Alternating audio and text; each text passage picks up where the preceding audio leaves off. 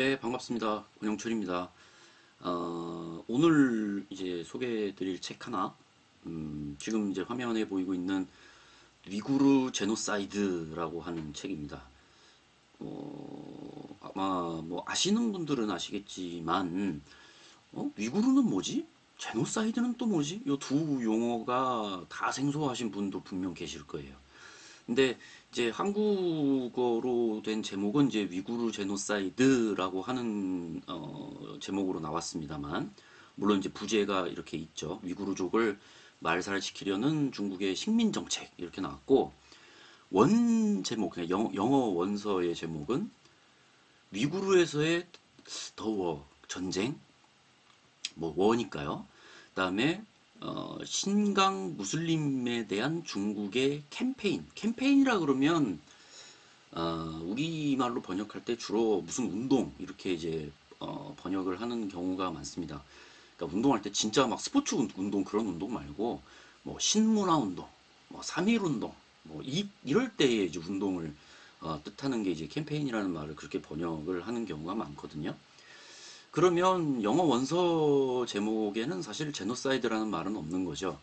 그러면 제노사이드라고 하는 말은 뭐냐면 예전에 그 히틀러가 이제 유대인들을 강제 수용소에 집어넣고 뭐 대량으로 아주 말하자면 고의로 몇백만에 달하는 유대인들의 목숨을 빼앗은 그런 아주 잔혹한 일들이 벌어졌었는데 그런 어떤 한 민족에 대한 대량 학살, 뭐 한두 명을 죽이는 게 아니고 정말 대량 학살을 뜻하는 말이 바로 제노사이드입니다. 그럼 이제 위구르라고 하는 이건 민족 이름입니다. 지금의 이제 중국의 신장 위구르 자치구라고 하는 행정구역이 있습니다. 지금 중국의 서북쪽, 제일 서북쪽에 위치한 곳인데, 거기가 이제 러시아하고 국경도 있고, 카자흐스탄, 뭐, 키르기스탄, 이쪽 중앙아시아 쪽과도 이제 국경이, 걸쳐 있는. 그러니까, 어떻게 보면 중국의 입장에서는 완전 서북쪽 변방입니다만, 위치로 봤을 때는, 근데 정작 그 위구르 신장 위구르 자치구라고 하는 곳의 어떤 지정학적인 그런 위상은 결코 변방이 아닙니다. 러시아 뭐 중앙아시아 이쪽과 교류를 하기 위한 가장 한가운데 있어요. 어떻게 보면. 그래서 지금 이제 중국의 이제 시진핑 정권이 추진하고 있는 그 교역 정책으로 우리한테도 잘 알려진 일대일로라고 하는 정책이 있죠. 일대라고 하는 거는 이제 육지로 교역로를 뚫는 거고 일로 그러면 이제 그거는 바다로 교역로를 뚫는 겁니다. 근데 이제 중국이 서쪽으로 가기 위해서 이제 육지 쪽의 교역로를 뚫을 때에 반드시 거쳐가야 하는 지역이 바로 신강 위구르 자치구입니다. 그러니까 지정학적으로 또 중국의 어떤 정책의 입장에서도 사실 굉장히 중요한 지역이죠. 근데 지금 그 위구르 자치구에 살고 있는 소위 이제 중국에서는 소수민족이라고 부르는 위구르족에 대한 지금 대량 학살이 벌어지고 있다라고 하는 게 지금 이 책의 내용입니다. 굳이 뭐 대량 학살이라는 말을 좀 피하고자 한다면 영어 원서의 제목을 따른다면 어쨌든 위구르족에 대해서 중국은 지금 뭔가 전쟁을 치르고 있다라는 겁니다. 그러면 왜 그럴까? 왜 이런 일이 벌어지고 있는 걸까라고 하는 건데요. 우선 이 위구르족은 사실 청나라 때에 청나라 이제 건雍제가 소위 정복을 이제 서북쪽 지역을 정복을 하면서 그때 이제 건雍제가 신강, 그러니까 새로운 영토 점령했다 이거죠. 그러면서 이제 신강이라고 하는 이제 이름이 출발해서 지금까지 이른 거였고, 그리고 이제 20세기에 들어서서 뭔가 지금의 위구르 자치구 지역에 이제 중국에서부터 독립하려는 그러니까 자기들만의 어떤 이제 위구르족만의 어떤 공화국을 세우려는 그런 운동이 일어나긴 했었어요. 30년대, 40년대. 그래서 뭐 동투르키스탄 공화국 뭐 이런 거를 잠깐 세웠었거든요. 근데 결국 안 됐어요. 그 러시아, 그다음에 중국 이 두 강대국의 틈바구니 사이에 이제 끼어 있는 상황에서 그런 어떤 민족의 어떤 주체적인 어떤 정체성을 그리고 그 민족주의에 입각한 그 국가를 세우기가 사실은 상당히 어려운 상황이었던 거고 결국은 중화인민공화국이 이제 1949년에 들어서고 난 이후에 결국은 독립이라고 하는 거는 달성하지 못했고 위구르족은 결국 이제 그 중화인민공화국의 이제 통치하에 들어가서 그나마 자치구라고 하는 좀 특별 행정 단위로 설정이 되죠. 그래서 초기에는 나름 이제 중화인민공화국이 이제 그 위구르족에 대해서 나름 유화 정책을 실시를 한다고 해서 1950년대에는 그나마 위구르족 간부들, 그러니까 고위 간부의 위구르족도 있고 나름 유화 정책을 펴는 거죠. 그런 식으로 해나갔고 지금 시진핑의 이제 아버지 시중신이라고 습중훈이라고 하는 사람이 있는데 그 사람이 이제 신강 위구르 자치구에서 나름 유화 정책을 폈던 사람입니다. 그런데 이제 뭐 대약진 운동, 그다음에 문화대혁명, 이제 중국 현대사가 이제 그렇게 쭉쭉쭉 흘러가게 되면서 이 위구르족에 대한 어떤 탄압도 점점 심해지게 되죠. 그리고 이제 이제 덩샤오핑이 집권하고 나서 이제 개혁 개방을 하고 난 다음에는 오히려 위구르 지역이 혜택을 본 거는 그리 많지 않았던 것 같습니다. 개혁 개방을 통해서 이제 주로 바다를 통한 어떻게 보면 교역로 개방이었던 것 같고 오히려 이 개혁 개방으로 인해서 중국이 이제 신강 위구르 자치구를 개발을 해야 된다. 이제 한창 시골이고 변방 취급했는데 이제 좀 가치가 달라지는 거죠. 그러면서 소위 위구르 지역에 대한 개발에 들어갑니다. 중국에서 이제 서부 대개발이라고 부르거든요. 그래서 이제 위구르 지금 자치구의 그 중심 도시가 우루무치라고 하는 곳인데 거기에다 막 고층 빌딩 짓고 개발하는 거죠. 그다음에 문제는 뭐냐면 거기에 이제 개발을 하는 과정에서 이제 위구르족의 어떤 전통 양식으로 지어지는 집들, 가옥 이런 거 다 헐어버리고 아파트 지어버린단 말이에요.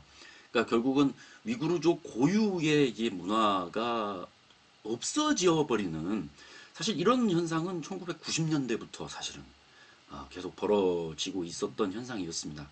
그래서 늘 위구르족과 한족 사이에 마찰이 있었죠. 그리고 이제 그렇게 개발이 되니까 한족들이 이제 그 위구르 자치구 쪽으로 대거 진출을 하게 됩니다. 원래 신강 위구르 자치구는 위구르족 인구가 다수를 점했었죠. 처음에 출발할 때는. 근데 점점 이제 한족의 인구 비율이 막 치고 올라오기 시작합니다.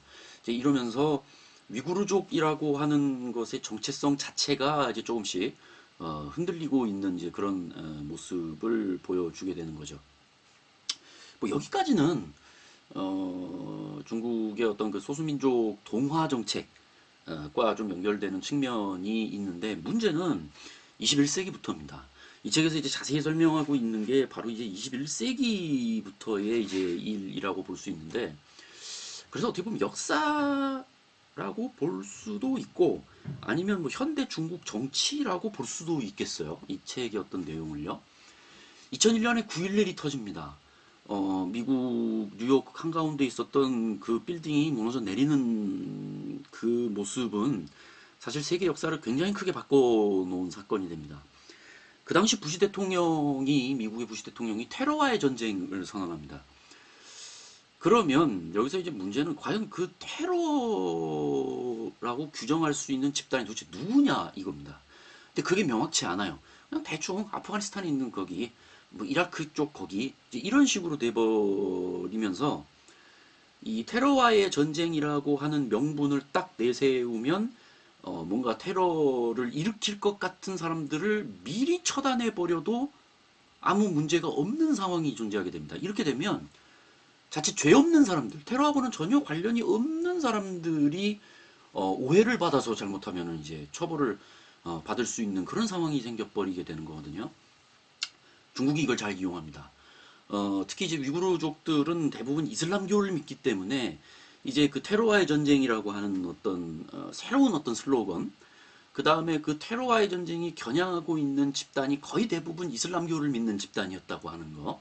이 두 가지가 겹쳐지게 되면서 중국이 이 테러와의 전쟁, 미국이 처음 내세운 슬로건을 교묘하게 활용해서 이제 위구르족을 동화는 물론 동화고, 그다음에 지금 이 책의 한글 부제에도 나온 것처럼 일종의 식민 지배로 나아가는 게 아니냐라는 그런 현상까지 보여주고 있는 겁니다. 그래서 이제 우리도 일제에 식민 지배 받았지만 한창 일본이 전쟁할 때 뭐 한글도 쓰지 말라 그러고 뭐 그랬었죠. 소위 민족 문화를 말살하겠다라고 하는 이제 그런 정책을 폈었잖아요. 지금 중국도 똑같습니다. 그래서 이 위구르에 대한 어떤 각종 위구르어도 쓰지 말라 그러고 뭐 위구르 이슬람도 뭐 그것도 어디 종교 이런 거 믿지 말라 그러고 이제 이런 식의 정책을 추진하면서 소위 이런 거를 문화적 제노사이드라는 표현을 씁니다. 그러니까 대놓고 죽이는 건 아닌데 문화적으로 정체성이나 이런 것들을 다 없애버린다는 거죠. 그러니까 이제 후속 세대의 뿌리를 뽑아버린다는 거예요. 그런 의미에서 이제 제노사이드라는 표현을 또 앞에 문화적이라고 하는 이제 수식어를 붙이면 그런 식으로 이제 쓸 수 있는 거죠. 뭐 예전에 나치 히틀러처럼 막 독가스로 막 유대인들을 그렇게 대놓고 죽이는 그런 건 아니니까요. 그런데 이제 시진핑이 정권을 잡기 전에 뭐 2008년 베이징 올림픽 때도 그렇고 그다음에 2009년 그때에 유독 테러가 많이 터집니다, 사실은. 그러니까 이때는 이제 중국의 어떤 되게 강압적인 정책 그리고 이제 위구르족들이 그거에 대한 반발 이제 요게 서로 충돌을 하게 되면서 막 기차역 폭발 사건 막 트럭으로 막 몰고 와가지고 사람 치고 막 이런 사건들 이거는 진짜 테러라고도 볼 수 있을 정도의 이제 사건이 일어납니다. 그런데 사실 2001년쯤에 중국이 이제 우리도 테러와의 전쟁을 하겠다라고 했을 때 사실 그때 당시에는 위구르족이 테러를 일으킨 적이 없습니다. 그러니까 결국은 이 사람이 이제 뭐라고 하고 있냐면 이 책에서 원래는 위구르는 그런 거 안 했었다. 테러 이런 걸 저지른 적이 없는데 너무 강압적인 정책을 하면서 오히려 테러가 일어나게 만들어버리는 오히려 그러니까 중국은 오히려 더 잘 된 거죠. 이제 진짜 일어나 버리니까. 그래서 더 테러와의 전쟁이라고 하는 명분을 더 강화시킬 수 있는 그런 좀 앞뒤가 뭔가 바뀐 그런 지금 상황이 전개되고 있었다라고 하는 겁니다. 그래서 2008년, 2009년에는 뭐 그때는 이제 뭐 북경 올림픽 성화 지나갈 때 막 이제 시위하고 이제 그런 것들, 그다음에 우르무치에서의 그 폭동 사건이 좀 컸습니다. 왜냐하면 그때 그 위구르 그 광동성에 있었던 위구르 노동자가 한족들한테 맞아 죽습니다. 그리고 그 영상이 퍼져 나가요. 그러니까 이제 그 왜 한족 노동자들이 막 때렸냐면 그 위구르족이 뭐 한족 여성을 뭐 강간했다 이런 이제 헛소문이 퍼져 나가는 거죠. 결국 이거는 민족 갈등으로 인해서 생긴 어떤 결과고 그러면서 이제 위구르 그 자치구대에서 이제 위구르족 노동자가 죽었으니까 맞아 죽었으니까 이제 말하자면 비폭력 시위로 처음에는 시작을 했던 거예요. 그런데 이제 이거를 비폭력 시위를 시작했던 거를 이제 진압을 폭력적으로 중국 당국에서 하다 보니까 시위도 폭력적으로 변해버렸어요. 그러면서 이제 많은 사람들이 죽었고 중국은 잘 됐다. 이제 테러와의 전쟁. 이젠 진짜 눈에 보이지 않느냐. 이제 이렇게 되면서 훨씬 더 강압적으로 밀어붙이게 되고 2013년에는 천안문으로 한 그 SUV 차가 막 돌격해가지고 이제 그런 또 일종의 차량 테러죠. 그런 사건이 일어납니다. 그래서 이제 이때부터는 그 북경 한가운데서 그런 사건이 터져버렸기 때문에 이제 어떻게 할 수도 없는 거죠. 더욱더 말하자면 들고 일어나는 측면들이 이제 많았던 것이고 이제 그때부터는 테러와의 전쟁이라고 하는 거를 뭐 그냥 드러내놓고 이제 쓸 수 있는 이제 그런 상황이 이제 전개가 됐던 거다라고 볼 수가 있습니다. 그리고 그런 조직이 있대요. 중국 쪽에서 얘기하기로는 그런 위구르의 테러를 지원하는 조직이 어디 아프가니스탄이든 뭐 카자흐스탄이든 뭐 어디든 있다. 근데 이 사람의 어떤 분석으로는 있기는 한 것 같은데 그 그들이 그 말하자면 테러 조직이라고 하는 그런 사람들이 뭐 영상 같은 거 이렇게 전송하고 이런 것들 보면 사실은 그 속에 어떤 구성원이나 뭐 집단 수나 이런 것들이 형편없다라는 얘기를 해요. 그러니까 테러를 지원할 정도의 그런 세력이 아니다. 라는 이야기를 하고 있거든요. 그런데 이제 2017년 그쯤부터 하면 이제 시진핑 정권이 더 막 위구르족에 대한 통제를 강화하면서 곳곳에 감시 카메라를 설치합니다. 그리고 강제 수용소가 그때부터 많이 늘어나기 시작합니다. 이제 그러면서 조그만 어떤 핑계를 삼아갖고 다 수용소로 보내버려요. 그리고 그 수용소에서 이제 뭐 일종의 교육이라고 하는 걸 실시하는데, 그러니까 이제 중국에서는 위구르족들에 대한 재교육이다, 직업 교육이다. 그래서 이런 교육을 시켜가지고 이제 말하자면 노동자가 되게 해서 돈을 벌게 해주려는 거다. 이렇게 얘기하거든요.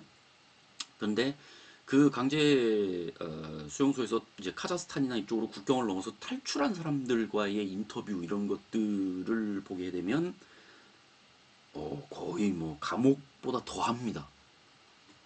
그리고 그 어떤 감옥이나 이런 데 감시 카메라나 이런 것들이 각 곳곳에 설치되어 있기 때문에 무슨 말도 제대로 못하게 하고 행동도 제대로 못하게 합니다. 다 경비원들이 카메라로 감시를 하고 있고, 그 다음에 그 스마트폰에 이제 앱을 깔아갖고 이제 강제 수용소에 없는 사람들은 그 앱을 통해서 이제 중국에서 감시를 하게 돼 있습니다. 앱을 무조건 깔아야 돼요. 앱을 안 깔면 바로 강제 수용소. 이렇게 되면서 위구르족들이 강제 수용소에 있든 없든 이제 완전히 소위 스마트한 어떤 통제 어떤 시스템에 갇혀버리게 되는 상황이 됩니다. 그래서 뭐 아무 말도 못해요. 괜히 말했다가 잡혀갑니다. 어. 이제 이런 상황이 이제 벌어지다 보니 이제 위구르족의 어떤 정체성이나 이런 색깔들, 특히 언어, 그 다음에 공동체 이런 게 형성이 되질 못하고, 왜냐면 몇 명 모였다 그러면 또 수상하다 싶어갖고 또 와갖고 잡아가고 막 이래버리니까, 그 다음에 수시로 집안에 와가지고 수색을 합니다. 이슬람 뭐 흔적이 없나, 뭐 코란이라고 그러죠? 이슬람 경전 혹시 이런 거 없나, 뭐 이슬람 그 테러리스트 동영상 시청하고 있는 거 아닌가, 다 알아요. 스마트폰에 뭔 동영상을 봤는지 전부 꿰고 있습니다. 그 다음에 그 위구르족들에 대한 어떤 생체 어떤 데이터 건강검진 해주겠다고 해놓고서는 이제 피 뽑고 그다음에 뭐 홍채 이런 거 검사하고 그게 다 데이터로 들어가 있습니다. 일종의 플랫폼화 되어 있는 거죠.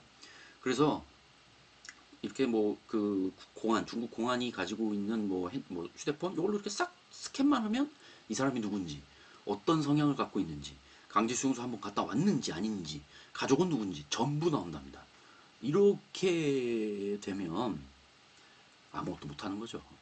그러면 그 첨단 기술이 떻게 보면 굉장히 악용되는 이런 상황이라고 볼 수 있는데, 그런 어떤 첨단 기술 만든 기업이 뭐 결국은 구글, 페이스북 다 이런 데니까 결국은 이 중국 뭐 지금 미국에서는 이제 위구르 인권 침해 이제 이런 법안도 통과시키고 하긴 했지만, 사실 미국도 그렇게 막 대놓고 중국을 비판할 입장이 안 된다라고 얘기하고 있어요. 이 책에서는 우선 그런 어떤 고도로 어떤 그 스마틱한 그런 기술을 만든 것도 미국이 일조하지 않았다고 할 수 없고, 그 다음에 미국에도 강제 수용소 있어요. 미국도 여전히 흑백의 그 인종차별 없다고 할 수 없죠. 그러니까 결국 이 위구르족에 대한 것도 결국은 이제는 중국의 인종차별로 가고 있어요. 일종의 이제 소위 증오로 가고 있는 거죠. 민족 사이에. 그러면서 문제가 더 심각해지는 그런 측면이 있습니다. 그리고 이 책의 이제 결론에서 얘기하는 거는 뭐냐? 세계가 지금 유엔도 그렇고 세계가 이 위구르의 이 처참한 상황에 대해서 그다지 관심을 갖고 있지를 않다. 왜냐? 우선 중국의 어떤 경제력이나 이런 것 때문에 다른 이슬람권의 국가들이나 이런 국가들도 대놓고 그렇게 반대할 수, 중국의 어떤 이런 위구르족 관련 정책을 비판하는 건 사실 쉽지 않다. 라는 이제 이야기를 하고 있고요. 그런 게 참 어렵죠.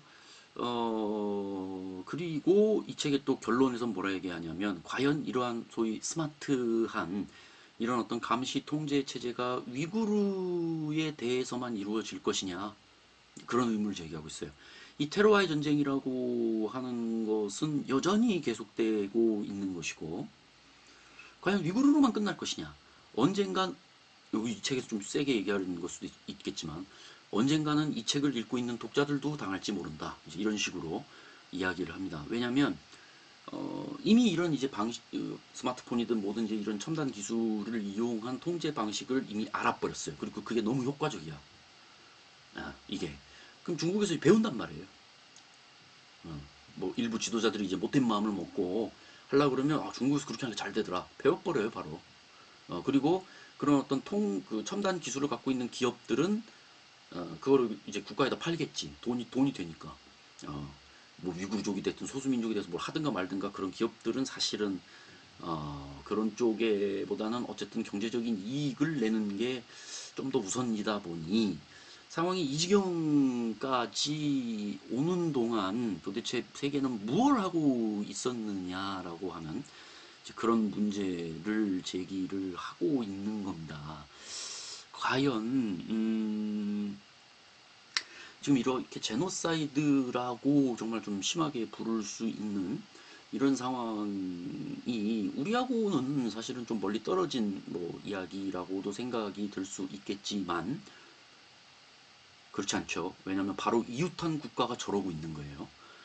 우리 미국은 물론 많이 떨어져 있지만 우리가 지금 이웃하고 있는 비행기로 1시간이면 북경 가는 그 국가에서 지금 저지르고 있는 하나의 정책이기 때문에 이제 이런 어떤 권위주의 플러스 첨단 기술 플러스 인종차별 플러스 이런 것들이 모두 짬뽕된 과연 이러한 상황이 앞으로의 그 국제 질서에서 어떤 이제 파문을 불러일으킬 것이냐 이거를 이제 걱정을 해야 된다라고 하는 게 이 책의 주요 내용입니다.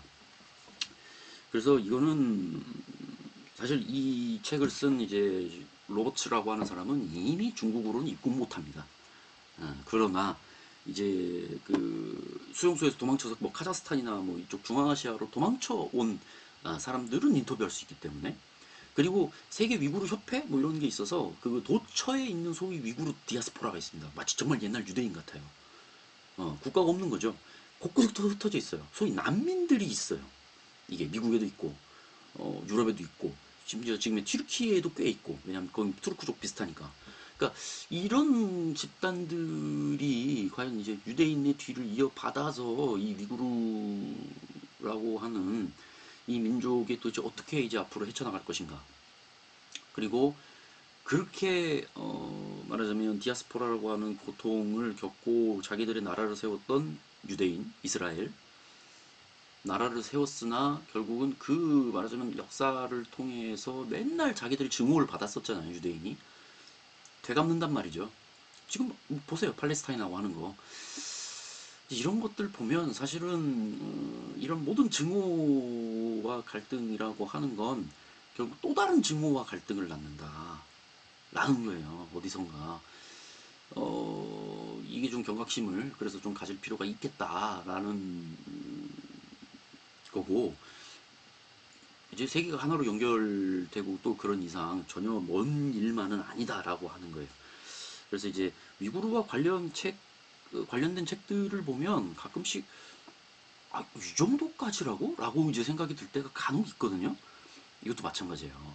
그래서 한번 이제 중국이라고 하는 국가가 이 소수민족, 특히 위구르족에 대해서 어떠한 정책을 펴고 있는지, 그리고 또 위구르 노동자들을 또 싼 어떤 노동력으로 활용하기 위해서 또 어떻게 말하자면 착취를 하고 있는지, 이제 이런 또 현상들을 또 확인할 수 있는 그런 책이기도 합니다. 그래서 이 책을 다 읽고 나면 사실 좀 뭐라 그러죠? 좀 씁쓸해요. 좀 그런 느낌이 없지 않아 있거든요. 근데 어쨌든 이런 일이 이제 지금 현실에서 지금 상황에서 이제 벌어지고 있는 일이기 때문에 우리가 그래도 이런 것들을 좀 알아두면서 앞으로의 어떤 대외 정세나 이런 것들에 조금 더 주시하고 대비할 그럴 필요도 분명히 있는 거죠. 네.